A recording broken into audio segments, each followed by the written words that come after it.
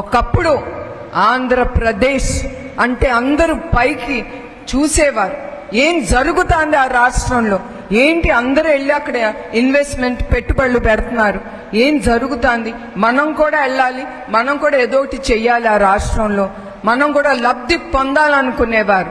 ఇప్పుడు నేను కూడా ఒక ఇండస్ట్రీ నడుపుతున్నాను, డైరీ ఇండస్ట్రీ. మేము చాలా రాష్ట్రాల్లో మేము పెట్టుకున్నాం, ఒట్టి ఆంధ్రప్రదేశే కాదు. ఎక్కడికి వెళ్ళినా పెట్టుబడి అనేది వాళ్ళకి తెలిస్తే మమ్మల్ని ఆహ్వానిస్తున్నారు, మాకు కావాల్సింది ఇస్తున్నారు, వాళ్ళకేం కావాలో కూడా వాళ్ళు చెప్పుకుంటున్నారు.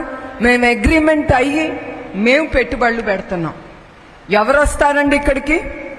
అందరూ పారిపోవటమే. ఈ అరాచకాలు చూసింది కాదు, వాళ్ళు విని వాళ్ళు చూసి అనుభవించిన పరిశ్రమలు చెప్పుకుంటారు కదా 10 మందికి ఇట్లా జరుగుతుంది మన ఆంధ్రప్రదేశ్లో. అది భయపడి ఎవరు ముందుకు రావట్లేదు. పరిశ్రమలు అనేది ఒక్కటి రావట్లేదు. మీకు మీ బిడ్డలకి నిరుద్యోగులుగా మిగిలిపోతారు ఈ ప్రభుత్వం గనక ఇంకా కొనసాగితే. అదే చంద్రబాబు నాయుడు గారు ఉండుంటే ఈ 5 ఏళ్ళలో అమరావతి అనేది పూర్తయ్యేది, పోలవరం అనేది పూర్తయ్యేది. ఆ పోలవరంతో అన్నదాతలకి నీరు అందేది, మన ఆంధ్రప్రదేశ్కి కరువు లేకుండా మిగిలిపోయేవాళ్ళం. ప్రతి ఒక్క ప్రాజెక్టు ఆయన అంతా ఆలోచించి ప్రజల కోసం, రాష్ట్రం కోసం ఆయన ముందుకు తీసుకెళ్లారు. అన్ని ప్రాజెక్టులు ఆయన నిలిపివేశారు. మీరే చెప్పండి, ఏదన్నా ఒక పరిశ్రమ వచ్చిందా? మీరే చెప్పాలి. ఎందుకంటే మీరే ఎక్కువ అనుభవిస్తున్నారు ఈ రాక్షసుల పరిపాలన. అందుకే చంద్రబాబు నాయుడు గారు ప్రజల కోసం సూపర్ 6 అనేది ఆయన ప్రకటించారు.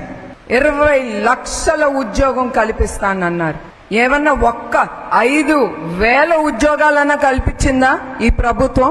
అట్లాంటిది ఆయన 20 లక్షల ఉద్యోగం కల్పిస్తానన్నారు. అది కల్పించాలంటే ఆయన రాత్రింబగలు కష్టపడాలి.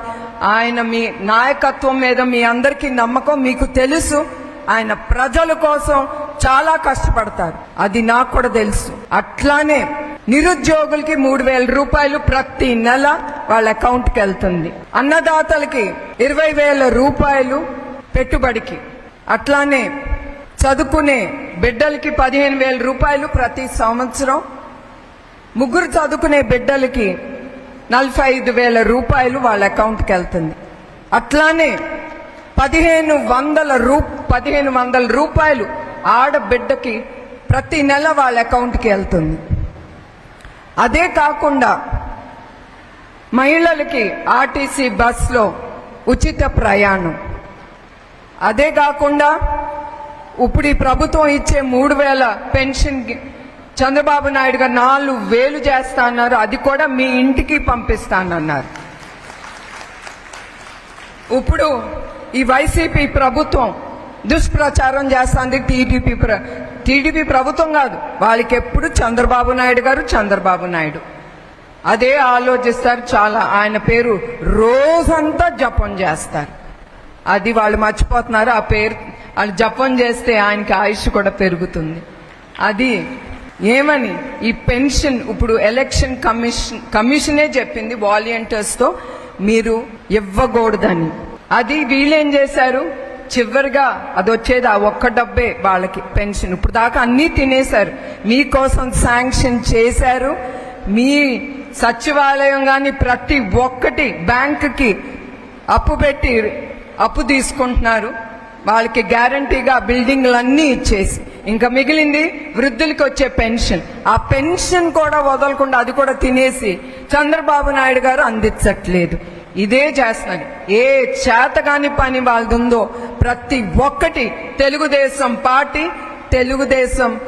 పార్టీ లేదా చంద్రబాబు నాయుడు గారు, ఇదే వాళ్ళ భజన. సో మీరందరూ ఇవన్నీ గుర్తుంచుకుని మీ సంతోషం కోసం, మీ బిడ్డల భవిష్యత్తు కోసం మీరు ఆలోచించి ఓటేయాలి.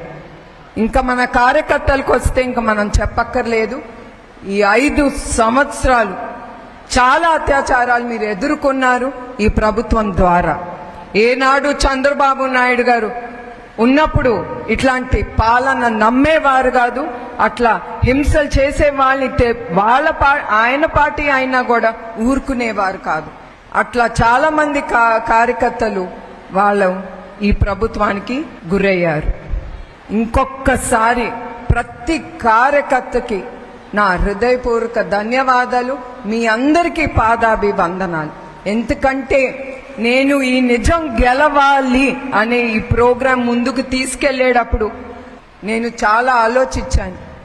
ఒక పక్కన కొంచెం భయం, ఎందుకంటే నా శ్రేయోభిలాషులు అన్నారు వీళ్ళు రాక్షసులు, వీళ్ళు దేనికైనా తెగిస్తారు, నువ్వొక్క లెక్క కాదు అని. ఆ భయంతో నేను అడుగు బయట పెట్టాను. ఎప్పుడు నాకు అలవాట్లేదు ఇది, కానీ నా కార్యకర్తల కోసం నేను అడుగు బయట పెట్టాను. మళ్ళీ చెప్తున్నాను, ఆ భయం ఉండింది కానీ ముందు వెనకాల ఎప్పుడు కాపాడింది ఈ కార్యకర్తలే. మీరే నాకు దిక్కుగా అండగా నిలిచారు. అది నేను ఎప్పుడు నా జీవితంలో నేను ఎప్పుడు మర్చిపోను. అందుకే ఇంకొక 30-40 రోజుల్లో మనందరం కురుక్షేత్ర యుద్ధాన్ని ఎదుర్కోబోతున్నాం. అవునా కాదా? దానికి ఆయుధం ఏంటి చెప్పండి మీరు? ఓటు. ఆ ఓటు అనే ఆయుధంతో ఇప్పుడుండే ఈ ప్రభుత్వాన్ని ఎదుర్కొని ఆ ప్రభుత్వాన్ని దించేసి ప్రజల ప్రభుత్వాన్ని తీసుకురావాలి. మనం అందరం సంతోషంగా ఉండాలి. మన రాష్ట్ర అభివృద్ధి చెంది ముందుకెళ్లాలనే మీరందరూ కోరుకుని ఆ ఆయుధంతో ఈ ప్రభుత్వాన్ని దించేయాలని కోరుతున్నాను. ఇప్పుడు ఒక కుటుంబం ముందుకెళ్లాలంటే తండ్రి చాలా అవసరం. అవునా కాదా చెప్పండి మీరే స్త్రీలు? అట్లానే రాష్ట్రం ముందుకెళ్లాలంటే ఒక్క నాయకుడు అవసరం. ఎట్లాంటి నాయకుడు? ప్రజల నాయకుడు. చంద్రబాబు నాయుడు గారు ఆయన సంపాదించాలంటే 14 ఏళ్లుగా సీఎంగా ఉన్నారు. అప్పుడే సంపాదించి ఆయన ఇప్పుడు అవసరం ఆయనకి ఈ వయసులో మీ సొమ్ము అక్కర్లేదు. ఆయనకి ఆయన కుటుంబానికి కూడా ఏం అక్కర్లేదు. ఆయన ఒకటే కోరుతారు, ప్రజలకి నేను సేవ చెయ్యాలి.